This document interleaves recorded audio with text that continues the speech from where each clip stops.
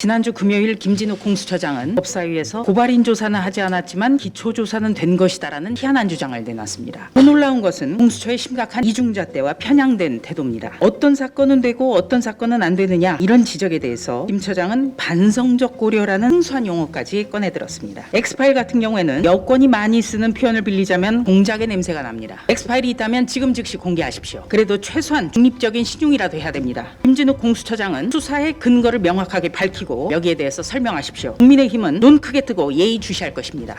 공수처가 이번 주부터 윤석열 전 검찰총장에 대한 본격적인 수사에 들어간다고 합니다. 지난주 금요일 김진욱 공수처장은 법사위에서 고발인 조사는 하지 않았지만 기초조사는 된 것이다라는 희한한 주장을 내놨습니다. 공수처 사건 사무규칙 여기 보시면요, 특정 사건을 입건 및 수사 착수함에 있어서 고소 또는 고발인 조사를 거치도록 하고 있습니다. 그런데 김 처장은 윤석열 전 검찰총장 사건과 관련해서 고발인 조사 등이 있다고만 되풀이하면서 고발인 조사는 하지 않았지만 등자에 유념을 해달라, 이런 궤변으로 일관했습니다. 고발인 조사를 하지 않은 이유, 그러니까 수사차수 전 단계를 밟지 않은 이유에 대해서는 언론에 대서특필될까 봐라는 황당한 답변까지 했습니다. 더 놀라운 것은 공수처의 심각한 이중잣대와 편향된 태도입니다.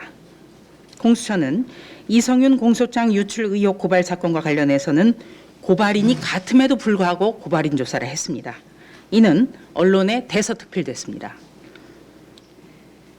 어떤 사건은 되고 어떤 사건은 안 되느냐, 이런 지적에 대해서 김 처장은 반성적 고려라는 생소한 용어까지 꺼내들었습니다. 대선이 9개월가량 앞으로 남았는데요, 유력 대선 주자를 이렇게 부실하게 입건하고 부실하게 수사 착수한다는 것은 도저히 이해할 수가 없습니다. 더불어민주당 송영길 대표가 얘기하고 다니는 엑스파일을 제공받은 것인지, 아니면 청와대 이광철 민정수석 등으로부터 압박을 받고 있는 것인지, 김진욱 공수처장은 그 근거가 무엇인지 명확하게 밝혀야 합니다. 엑스파일 같은 경우에는 여권이 많이 쓰는 표현을 빌리자면 공작의 냄새가 납니다. 엑스파일이 있다면 지금 즉시 공개하십시오. 또 만약에 엑스파일 같은 것이 있다 하더라도 그것을 알고도 윤석열 전 총장을 서울중앙지검장 그리고 검찰총장에 발탁한 것, 이것 스스로, 문재인 정권 스스로 얼굴에 침을 뱉는 행위라는 것도 명심하기 바랍니다. 더불어민주당의 온갖 불법적 만행으로 정권보위부가 출범하면서 그 패단은 출범 단계에서부터 예견이 됐던 것입니다. 그래도 최소한 중립적인 신용이라도 해야 됩니다. 김진욱 공수처장은 수사의 근거를 명확하게 밝히고 여기에 대해서 설명하십시오. 국민의힘은 눈 크게 뜨고 예의주시할 것입니다.